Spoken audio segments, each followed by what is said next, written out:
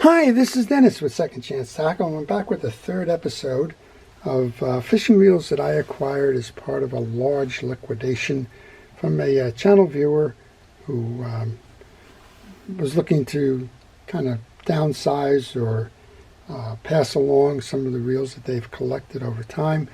You've seen 2 episodes already. This is the third one now, so don't think you're watching something that's a repeat. It's not. It's a further continuation of some of the older reels that I acquired. Well, I acquired them because I want to do some videos on them. I want to introduce our channel viewers to those reels, discuss a little bit about the history and the manufacture of those reels, how they were used, the time frame that they were used, and well, what happens next with them, I guess, in that regard. So I hope you're enjoying these. I hope you'll enjoy watching the channel, and if you do, I want to encourage you to please subscribe, and if you do subscribe, please use that notification button. That'll let you know when I'm posting. And well, if you like videos like these, this is part of what I do in the channel, but I also cover a lot of different fishing reels.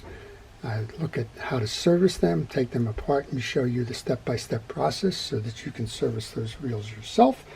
And of course, if there's anything like problem diagnosis, issues identified, how to correct those issues, and the like, I try to cover all of those in the video so that you become more knowledgeable in fishing reels in general and more capable of servicing the ones that you have to keep them fishing for a long time to come. Well, this is the third one in the episodes. Let's take a look at what remains of the fishing reels that I acquired recently as part of a liquidation.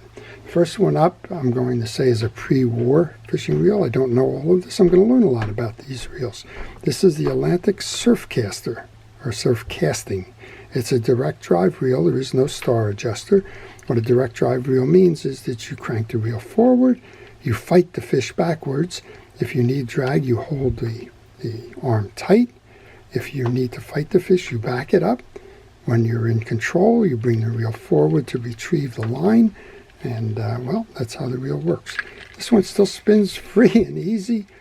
Geez, 80 years later or more. It's a beautiful reel. These are rubber, I believe these are rubber side plates, which is indicative of reels that were made in the 1930s. And just a very well-made reel. It's probably a nickel-plated frame and side parts. Corrosion, and that would be expected. This typically would have been fished with braided line. Braided line retains moisture. A lot of times, well, you're supposed to take the line off after every fishing trip. Well, that didn't happen all the time, and well, that's why corrosion resulted at some point down the line. Well, we have another one that looks like that, but it's a later reel. This is an Ocean City reel. This is the Ocean City 143. This one was probably the 1950s. So Ocean City was in business from 1922 to 1957. In 1957, the brand was sold to True Temper. The reels that were manufactured after 1957 either say Ocean City by True Temper, and then at one point they converted over just to True Temper. Well, this is the Ocean City 143. If you take a look at this reel, it looks very much in diameter, spool capacity, diameter of the side plate, and so on to the Penn Long Beach lines, and it would be fished similar. It is a star adjuster for a drag system, just a nice reel overall, and well, it was a very popular reel, but it cost more than the Penn reel, and by costing more, well, it limited its audience because Penn was gaining followers in the 1950s, and Ocean City was losing them, and ultimately that's why Ocean City was sold out in 1957. They were no longer profitable, and True Temper acquired them for a while True Temper was getting into the sports scene with things like golf clubs and the like. And well, they ran it for another 20 years. In the 1970s, True Temper discontinued their sporting goods line. Well, here's another one from that same era. This is a Pfluger, Ohio. It's a 1975. Again, a nice carriage to it. This may also be a rubber or a Bakelite frame, probably Bakelite at this point. And just a nice compact reel. If you were looking for a Penn reel that it's sized up with, it would have sized up with the 180 reel. Just a nice free-turning reel today. So think about that, a 70-year-old reel. This one's got some kind of a wire composite line on it, maybe a wire shielded line. Probably not original to the reel, but certainly capable of landing big fish. Next one up is a Sidewinder, and I've got a lot of work to do on Sidewinders. I just don't know much about their histories, who made them and the like. I do know that they were made typically in the early 1900s. These are fun. Got a little bit of a drag system here that you would release, and the pressure from that spring-plated loading clip kind of holds that as you move. It's a very simple pin reel. This is center pin that moves both ways. Not a lot of maintenance required in that one. Well, let's move over to a bait caster then. This is an Ocean City 1850.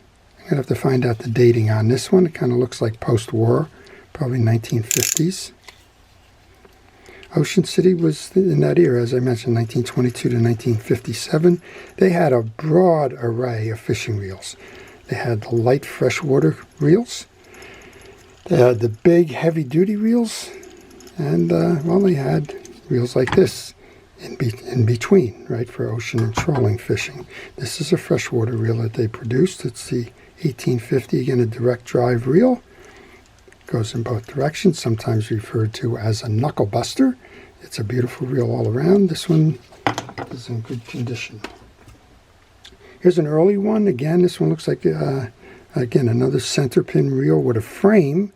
And again, I don't have an indication. I would say 1900s. Where in the 1900s, not sure. Center pin, not as big as the Sidewinder for sure. Freshwater fishing. This one doesn't appear to have spool, but rather has posts coming through. Why do you do that? Well, we just mentioned before about the oxidation on this reel from braided line. A reel like this has the holes in it, and the holes allow the water to weep out of it when that line is drying. I think one of the first companies to come up with this teardrop design was Meiselbach. Meiselbach was in Newark, New Jersey. Their direct drive reels that they had did have this weep hole kind of effect to it, and that's why a lot of those reels carry that design.